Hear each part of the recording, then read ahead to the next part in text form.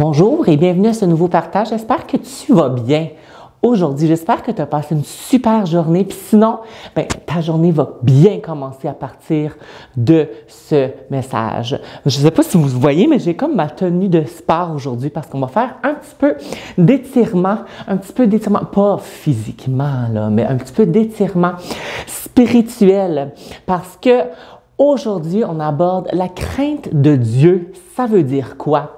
Partie 1. Et vous savez toutes que dans un échauffement, on commence tout par l'étirement. On va commencer par l'étirement, parce que la deuxième partie, ça va être la cardio. On va y aller, on va sauter, on va danser. Vous allez entendre mes petits...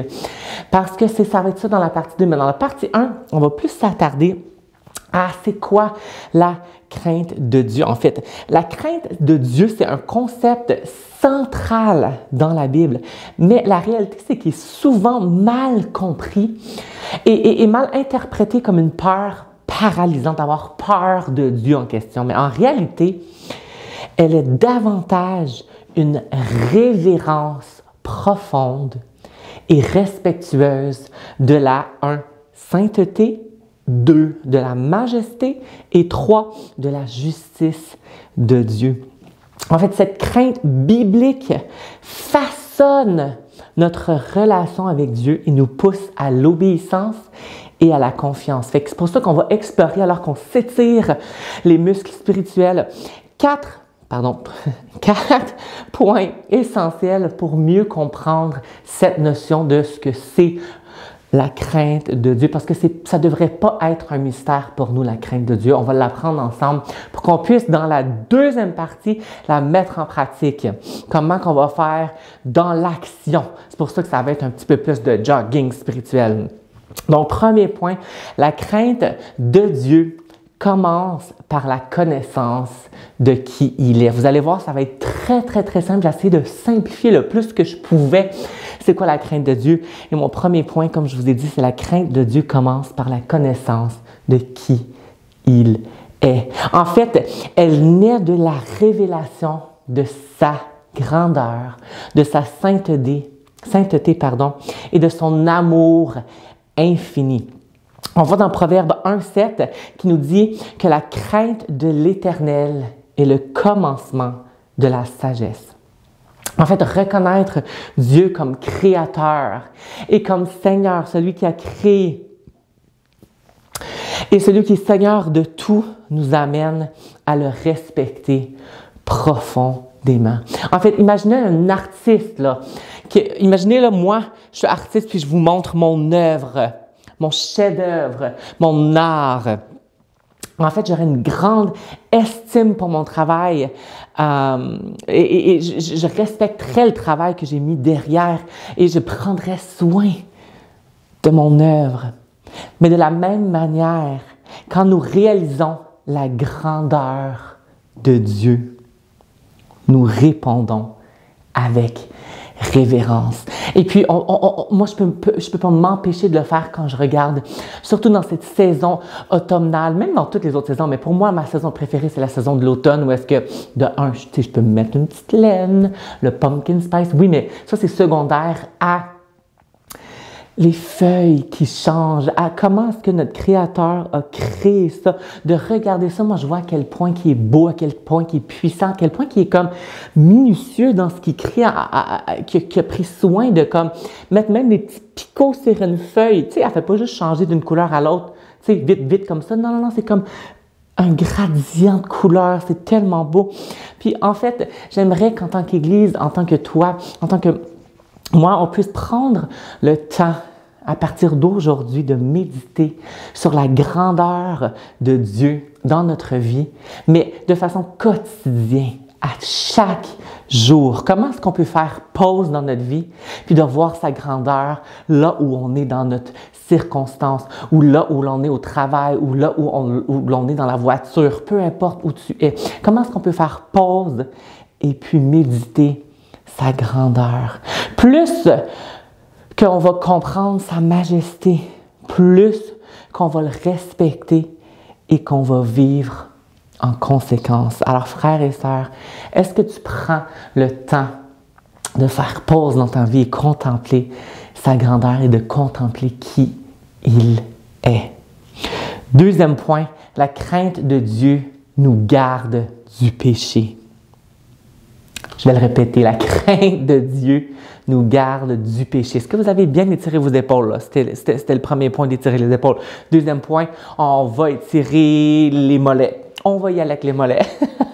La crainte de Dieu agit comme une garde contre le péché. On voit en fait dans Exode 20:20, Moïse dit au peuple, Dieu est venu pour vous éprouver, afin que sa crainte soit devant vous et que vous ne péchiez point. En fait, la crainte de déplaire à Dieu, en raison de son amour et de sa justice, nous pousse à mener une vie sainte. Et là, je me posais la question en tant que papa aussi, qui élève des enfants. Je pense que si on pense comme ça, un enfant qui obéit à ses parents, non par une peur de punition sévère, mais parce qu'il veut éviter de les décevoir, je pense que c'est la façon de faire. On l'aime tellement. C'est moi, je veux que mes enfants soient comme ça, que j'aime tellement mon papa que je ne veux pas le décevoir. Pas que j'ai tellement peur de mon papa que je suis paralysée, que je ne veux pas faire d'erreur. Non, non, je l'aime tellement que je veux tellement qu'il soit fier de moi, que je ne veux pas faire d'erreur, que je ne veux pas pécher, que je ne veux pas faire le mal, parce que je l'aime tellement. De même, nous évitons le péché par respect et amour pour Dieu. La crainte de Dieu nous garde du péché. Alors, si on tombe souvent dans le même péché, il faudrait peut-être se poser la question, est-ce que j'ai une sainte crainte de mon Papa céleste? Et je me parle en même temps que vous en ce moment. Ça. Est-ce qu'on fait un examen régulier de notre vie spirituelle? Et est-ce qu'on va encore plus loin? Est-ce qu'on identifie les zones où on a peut-être besoin d'un petit peu plus de crainte de Dieu pour résister à la tentation? Peu importe la tentation que tu fais face, est-ce que tu as besoin de plus de crainte de Dieu dans ce domaine-là de ta vie? Je suis le premier à dire oui, on a tous des tentations, on a tous des faiblesses, on a tous des manquements. Dieu, je veux avoir une sainte crainte de toi. Troisième point, on est rendu, on fait des petits squats, La crainte de Dieu nous conduit à l'obéissance. La crainte de Dieu n'est pas supposée nous paralyser. Pas supposée. Elle devrait plutôt nous inspirer à suivre ses commandements. En fait, Deutéronome 10:12 déclare « Maintenant, Israël, que te demande l'Éternel ton Dieu, si ce n'est que tu craignes l'Éternel ton Dieu, afin de marcher dans toutes ses voies, d'aimer et de servir l'Éternel. » En fait, cette crainte nous pousse à obéir par amour et respect pour lui. Je m'imagine juste comme un ouvrier, qui respecte profondément son employeur. Celui qui le respecte profondément va suivre ses directives avec soin et non par crainte. Mais il va suivre ces directives-là parce qu'il apprécie et respecte la mission qui lui est confiée. C'est quoi ta mission que Dieu te confie, toi? C'est quoi la mission que Dieu te confie? Est-ce que tu as totalement confiance à ton Père céleste? En fait, l'obéissance à Dieu devrait être notre réponse naturelle à sa grandeur. Mais la réalité, c'est que ça ne l'est pas toujours, parce qu'on a tout ce qui est pécheur en nous, tout ce qui est nature pécheresse en nous, va à l'encontre de cette réponse naturelle. Alors, chaque jour, frères et sœurs, engageons-nous à mettre en pratique ces commandements dans tous les aspects de notre vie. Est-ce que toi, tu es un ouvrier qui respecte profondément son employeur? Est-ce que tu es un ouvrier qui respecte profondément celui qui t'a envoyé? Moi, je sais qu'après avoir eu ce message-là à cœur, j'ai fait comme « Yee boy! » Je pense que j'ai beaucoup plus à apprendre sur la crainte de Dieu dans ma vie parce qu'il y a beaucoup de choses qui doivent changer dans ma vie afin que je puisse refléter quelqu'un qui a une sainte crainte de Dieu. Quatrième et dernier point, la crainte de Dieu apporte la paix et la confiance. Étonnamment, en fait, la crainte de Dieu conduit à une grande paix intérieure. Je pense qu'on veut tous cette paix-là, parce qu'il y a plein de choses dans la vie qui font en sorte qu'on n'est pas en paix.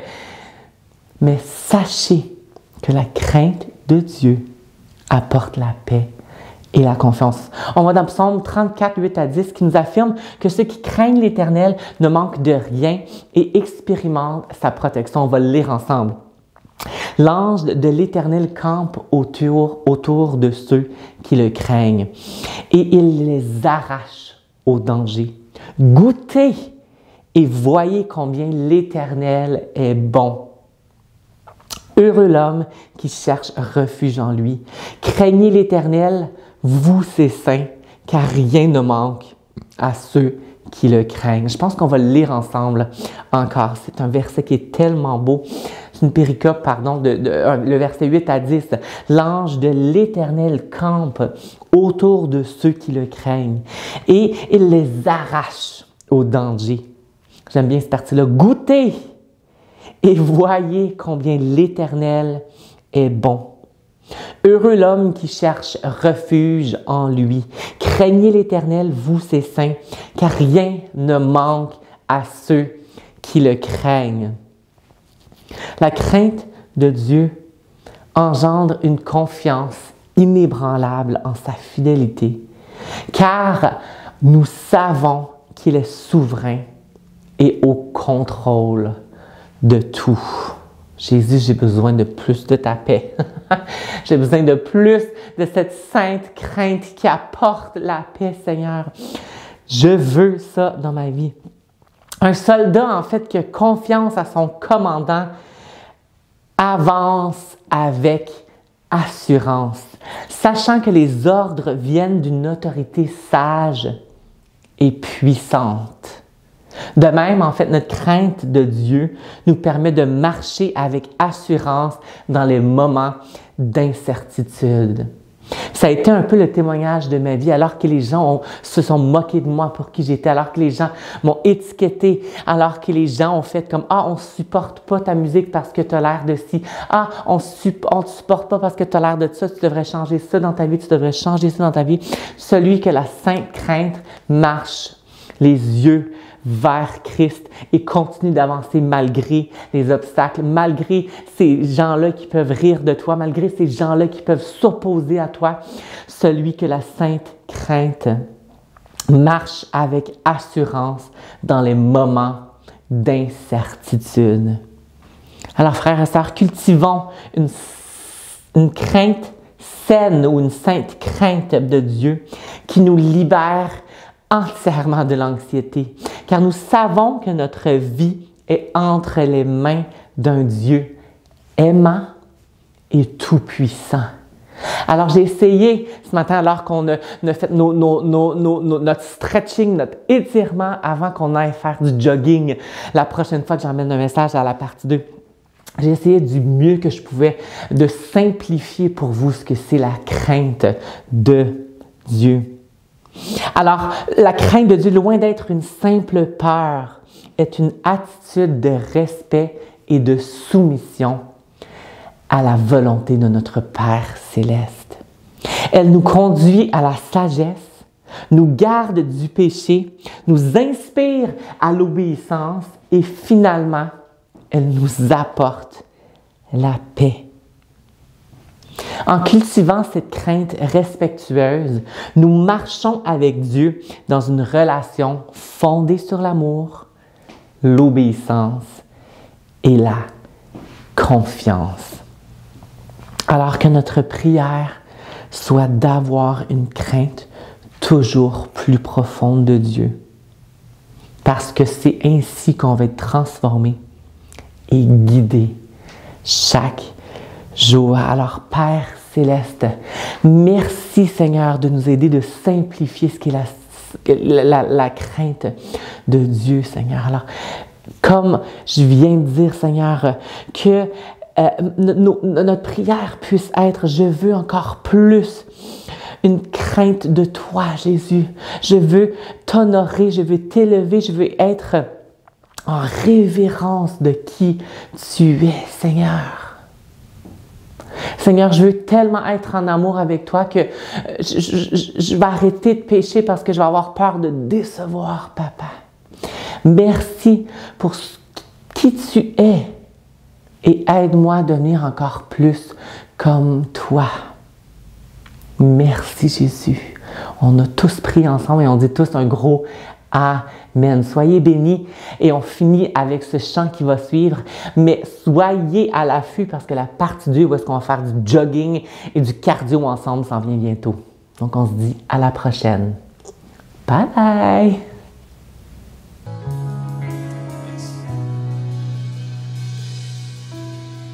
C'est ton cœur que je recherche. Dès que le soleil se lève, je connais ta douce voix. Mon cœur ne brûle que pour toi. C'est toi seul que je désire. Même quand mes pensées chavirent, tu connais ta douce voix. Jésus, tu m'attires à toi. Pour un cœur à cœur avec toi, Seigneur, le reste perd en importance quand je suis là dans ta présence.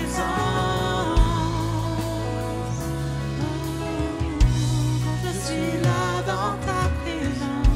Oh, merci Jésus. Dans tes bras je me repose. Tous mes fardeaux je les dépose. Je connais ta douce voix. Jésus, je ne veux que toi. Pour un cœur à cœur avec toi, Seigneur, le reste perd en importance quand je suis là dans ta présence, face à face, devant ta grâce. Le reste perd en importance quand je suis là dans ta présence. Quand je suis là dans ta présence.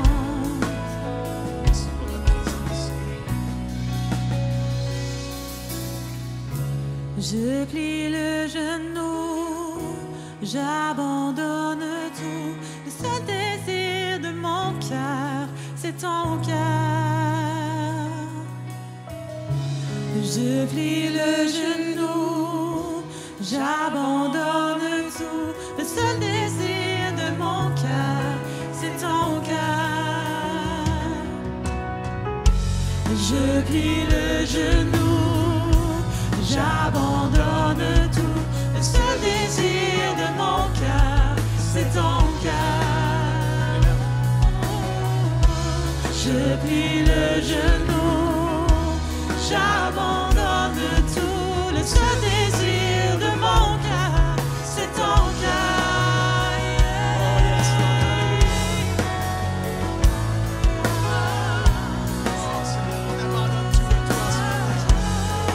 On abandonne tout à toi, Seigneur. On abandonne tout à ta grâce, Seigneur.